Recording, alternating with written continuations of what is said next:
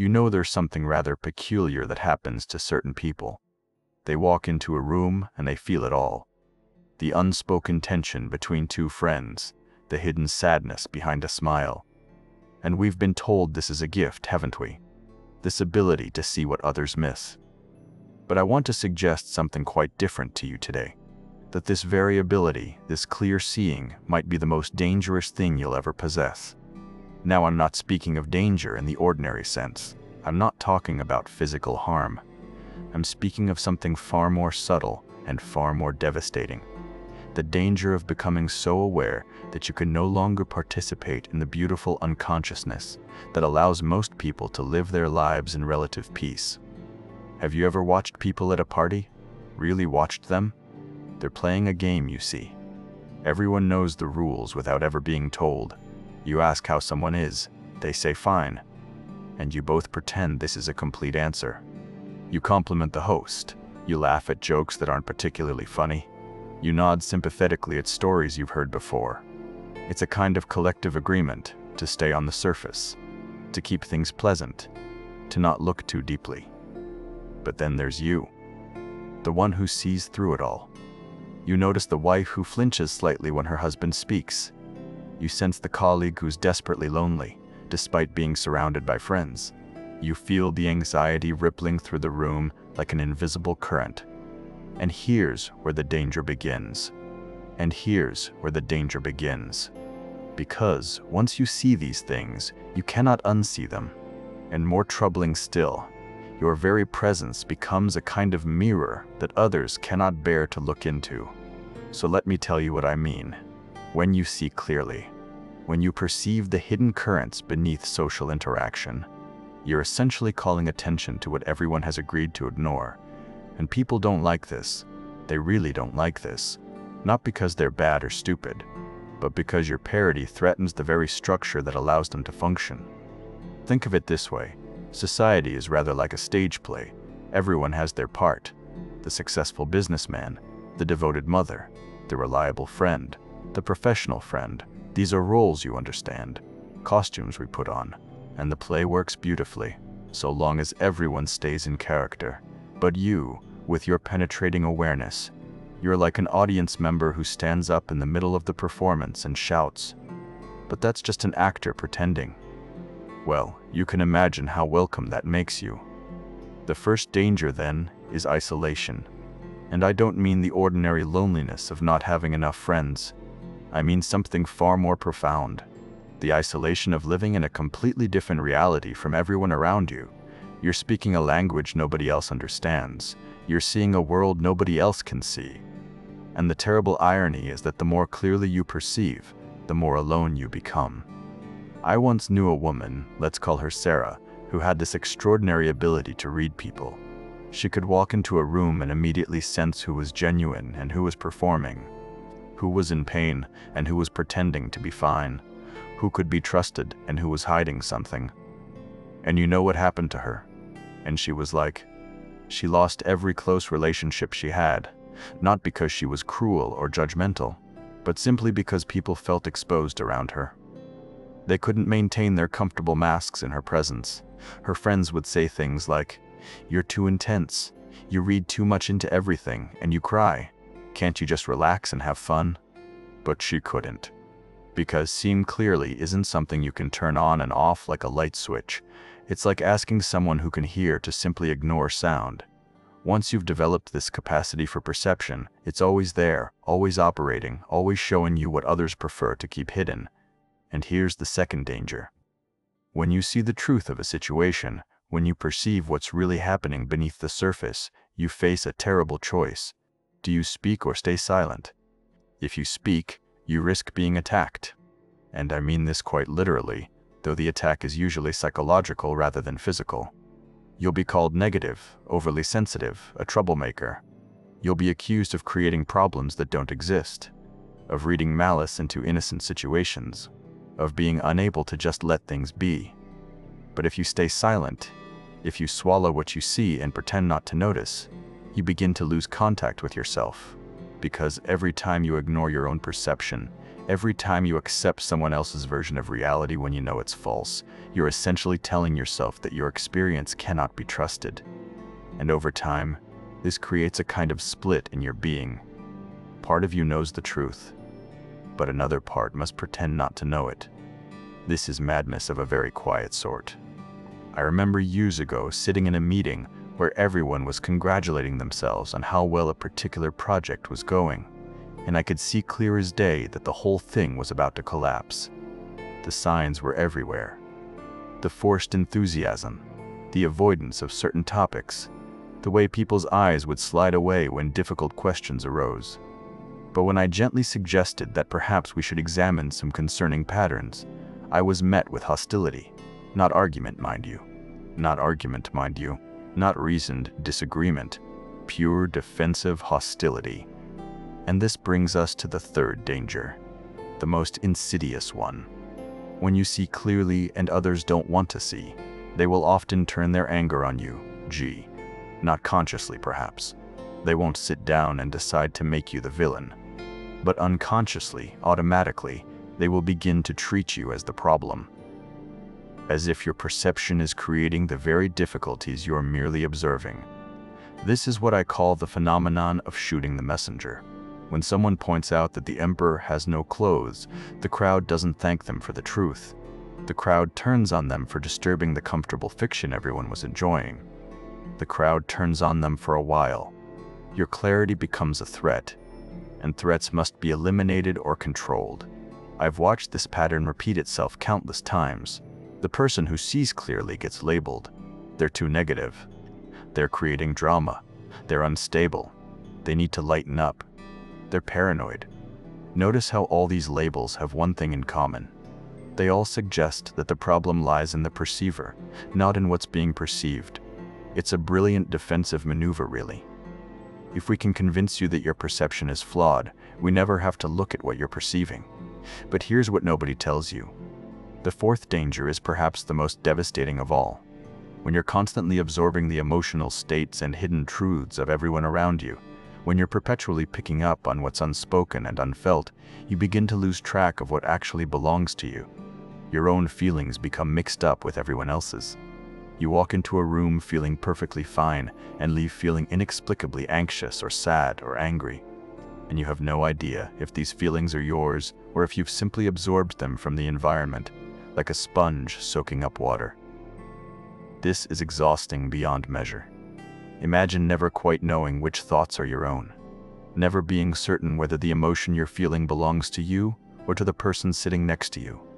It's like trying to hear your own voice in a room full of people all talking at once. Eventually, you might forget what your voice even sounds like. I've spoken with people who describe this experience, and they often say the same thing. I feel like I'm disappearing, like there's less and less of me and more of everyone else. And this isn't poetry. This is a real psychological danger. When the boundaries between self and other become too permeable, when you're taking in too much without adequate protection, you can actually lose contact with your own center, your own identity. Now you might be thinking, well, this all sounds rather grim. Is there no hope for those who see clearly? And here's where we come to something interesting. Because the danger I'm describing is only dangerous when it's unconscious, when you don't understand what's happening to you, when you think you're going mad or that something is wrong with you. But once you understand the game, once you see that your clarity is not a flaw, but a particular kind of awareness, when you see that your feeling is not a flaw, but a person is not a flaw, but a person is not a flaw, and you see that your relationship to it transforms, you begin to realize that you're not required to save everyone from their unconsciousness. You're not obligated to point out every hidden truth or fix every unacknowledged problem. You see, the truly dangerous thing isn't the seeing itself. It's the compulsion to do something about what you see. The belief that if you perceive a problem, you must solve it. If you sense someone's pain, you must heal it. If you notice a group's dysfunction, you must correct it. If you notice a group's dysfunction, you must do something that's not a problem. If you notice a group's dysfunction, you must do something that's not a problem. If you notice a group of things that aren't yours to fix, let me give you an image. Imagine you're walking by a river, and you notice the water is muddy. You can see this clearly. Everyone else passing by seems not to notice or not to care. Now, you have a choice. You can jump into the river and try to clear it with your hands, stirring it up more in your efforts, exhausting yourself in an impossible task. Or you can simply observe that the water is muddy, perhaps make a note that it might be wise to wait before drinking from it, and continue on your way. The water will clear itself when the conditions are right. Your frantic stirring won't help. In fact, it will make things worse. This is the wisdom that must accompany clear seeing. The understanding that not everything you perceive requires your intervention. But here's the paradox. Once you stop trying to fix everything you see, once you relax into simply being aware without the compulsion to change or control, your perception often becomes even clearer. And more than that, people begin to feel safer around you. Because you're no longer unconsciously demanding that they see what you see, or change to accommodate your awareness. Think of it like this.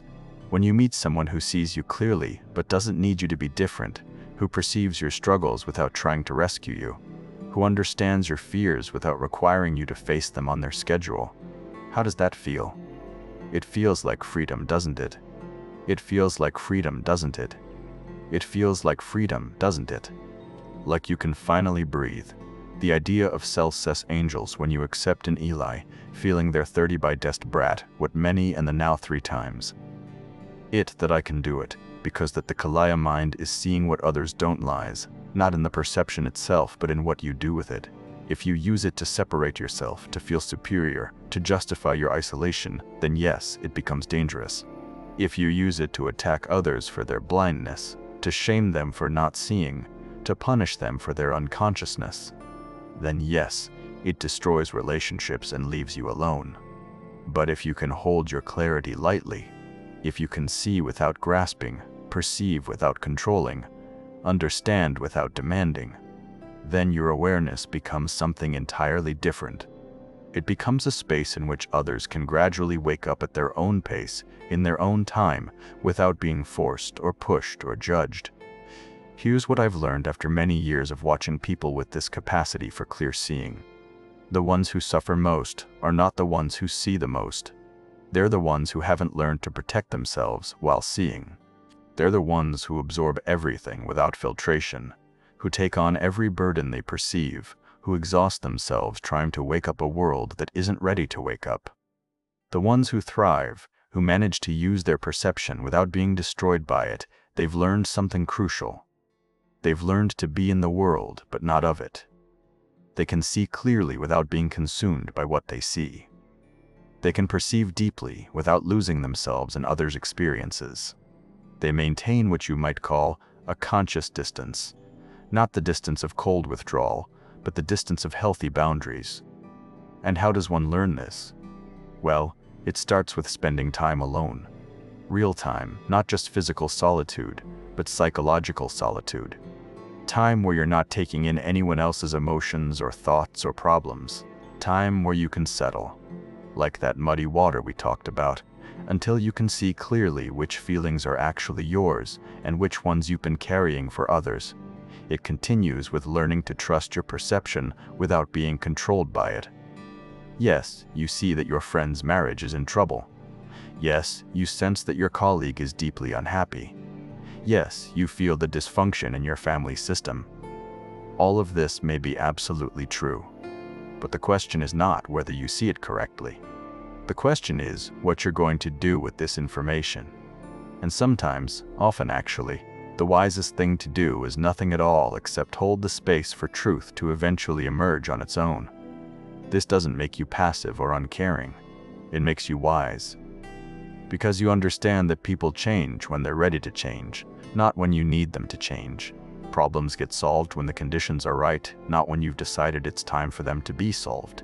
And consciousness develops at its own pace, which is almost never as fast as you'd like. So here we are at the heart of it. The danger of seeing what others don't is real. It can isolate you, exhaust you, turn you into a target for others' defensive anger, and cause you to lose contact with your own center. But it doesn't have to, not if you learn to carry your awareness consciously. Not if you develop the strength to see without the compulsion to fix. Not if you can remain true to your perception while allowing others to remain true to their own process of waking up. The gift and the curse are the same thing. The question is only whether you'll learn to handle the gift with enough wisdom that it doesn't become a curse.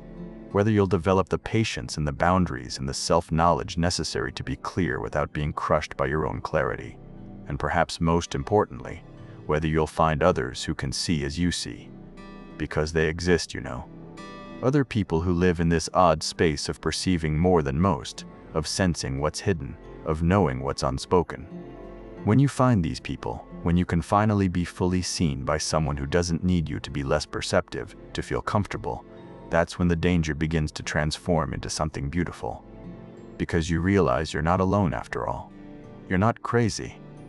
You're not broken. You're simply awake in a world that mostly sleeps. And there are others who are awake too. And together, without force or pressure or urgency, you can hold space for consciousness to gradually spread, like dawn breaking slowly over a sleeping city. This is the hope within the danger, that your clear seeing, when held wisely, becomes not a burden you carry alone, but a light you offer to others, gently, patiently, allowing them to approach it when they're ready, if they're ever ready. And if they never are, well, that's their right. Your job isn't to wake them up. Your job is simply to remain awake yourself, to keep seeing clearly while learning to live peacefully with what you see. The danger is real, but so is the possibility. The possibility that you learn to be conscious without being consumed, that you'll see deeply without drowning in what you perceive, that you'll carry your awareness as a gift rather than a curse. And that, my friends, that is the art of living with eyes wide open in a world that prefers to keep them